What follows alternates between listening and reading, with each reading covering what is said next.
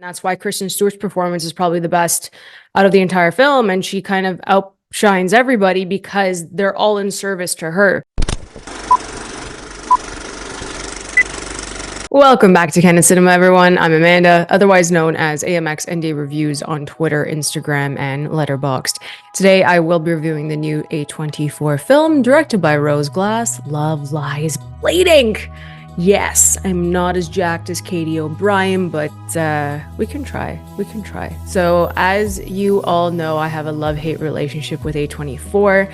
Not all of their films speak to me. Sometimes I'm pleasantly surprised with what they have, i.e. The Iron Claw last year was my second favorite film of the year. I thought it was phenomenal. So A24 tends to surprise me. I always go against the grain with A24, I feel like. So how I feel with Love Lies Bleeding is that I'm currently in the middle of if I loved it or I just liked it. I'm in the middle because there are a lot of great things that happen in this film. Number one being Kristen Stewart's incredible performance. I think she was amazing, gave such a compelling performance, and I just loved her relationship with Katie O'Brien. I do think that they had great chemistry. I think the sexual intimacy was done respectfully and it was very sensual at the same time. And I think a female lens is completely different when it comes to a lesbian romance. And I think we got that. That's the important thing for representation here, because you can kind of see, and I said this on the Cinemania World podcast, which we did cover. I said that you can look at a film like Blue is the Warmest Color versus Portrait of a Lady on Fire, two very different stories. It's still a queer, like, lesbian romance. And then the sex scenes are completely different given who the directors are. I'm not saying that a male director can't tastefully direct intimate scenes like that between two women, but I do think that there is a different level of comfortability when it comes to different sets. So we could see that in Love Lies Bleeding. I think Katie O'Brien as a newcomer was really strong in the first half of this. I liked their characters. I think Kristen Stewart as Lou and Katie O'Brien as Jackie, they had some really great elements here, and I liked Lou's character a bit more. There was more depth to her character. It's a bit more layered because of her backstory with her sister Beth, played by Jenna Malone, and her husband JJ, who's played by Dave Franco. I think the female trauma and the abuse that Beth underwent in this film, and there's like a long history of it with JJ, is something that fueled Lou.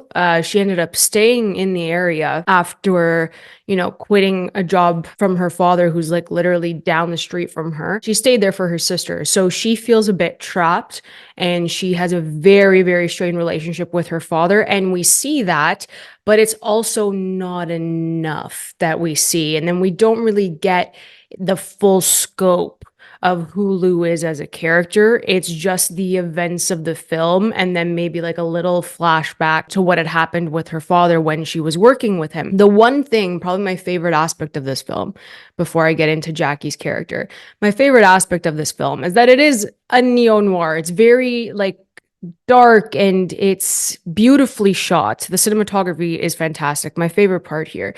But it's a thriller that is female led. And I love that. I love if it's like grotesque and weird and there's some surrealism here. And I just love that it's so different and it's still in this genre. I really do think that this is a nice little step forward for women in the genre, I think. But I just liked that the atmosphere, you have this like beautiful starry night, the sky's gorgeous, you have this like these beautiful landscape shots in the desert, and you see that everything is not what it seems. You have the beauty through the visuals, and then you have some really horrid, grotesque moments, people who are brutally beaten, and you have all of that underneath the surface. And I liked it for that reason, because it parallels the characters, because Lou on the surface meets Jackie on the surface, and then you just descend into this chaos that you wouldn't really expect from either of their characters. So I like that the atmosphere parallels that, because then you truly descend into the depths of the desert, quite literally,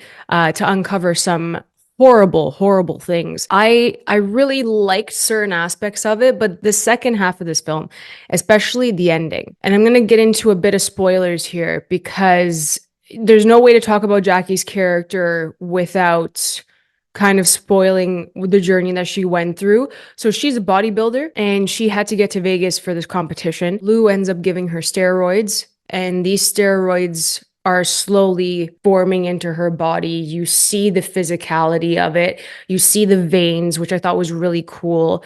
And that ties into the surrealism because the effects of the steroids for the audience, how do you depict what's happening on the inside of someone's body?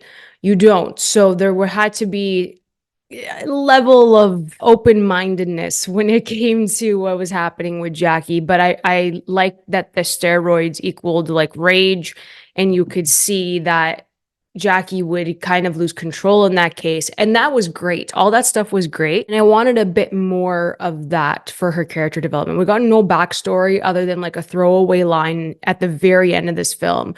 We don't know why she has a dark past. We don't know if she actually is a murderer and why she's a murderer, what happened to her, why is she on the run? Like there's so many questions left for Jackie's character. And then the steroids became a crutch. So it's like, we don't know what to do with her now. And then we just like put in the steroids. But it's the fact that Jackie's character was in service to Lou's character. And every minor character in this film, because Jenna Malone's character, Beth, also a throwaway. Ed Harris was menacing and he was great in this role, but it was also a throwaway. He just had to be some sort of antagonist for Lou, but there's still nothing there. We learn nothing other than what we've seen in the flashbacks and the fact that she resents him. We don't know anything, but they're all in service to Lou's character, and that's why Kristen Stewart's performance is probably the best out of the entire film, and she kind of outshines everybody because they're all in service to her. So when the steroids become a crutch, there's this part at the very end of the film that it's so out there and it's so far-fetched that it doesn't match the rest of the film that we were watching. And that's when I was like, oh, why did we take it here? And I just didn't connect with it then. The second half was really rocky. It felt very repetitive.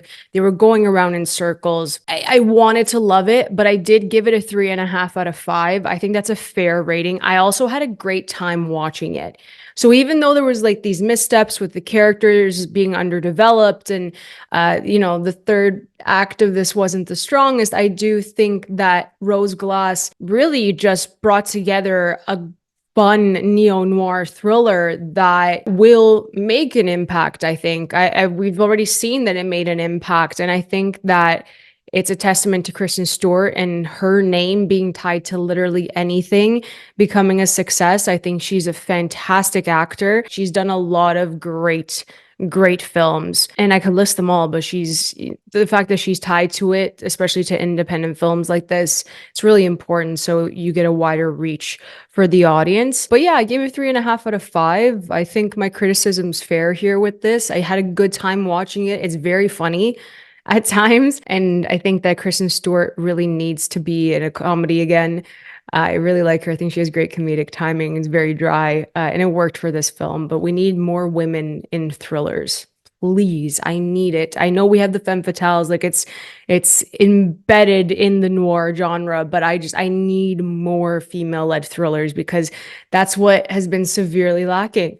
And I love like psych thrillers. I love them so much. I want more of them. So I was fascinated by Love Lies Bleeding and the work that Rose Glass put into this. It's very different. It's unique. And I think she is developing her own style, especially after Saint Maud. She wants to have these female stories and then just subvert your expectations. And I think that's what we get in Saint Maud, for sure, for religious horror. And that's what we get here as well. So I liked it. I thought it was good. I really did. And I'm excited to see what other films she has in store for us. If you guys enjoyed this video, please like and subscribe. Let me know in the comments if you enjoyed Love Lies Bleeding. Please tell me what your favorite Kristen Stewart film is. I don't know if I have a favorite, because there's so many good ones. So let me know in the comments below. You guys can always follow me over at AMX ND Reviews on Twitter, Instagram, and Letterboxd. And if you guys want to help me grow this wonderful channel, you can find out ways to do that in the bio below. I'll catch you guys next time. Keep watching movies.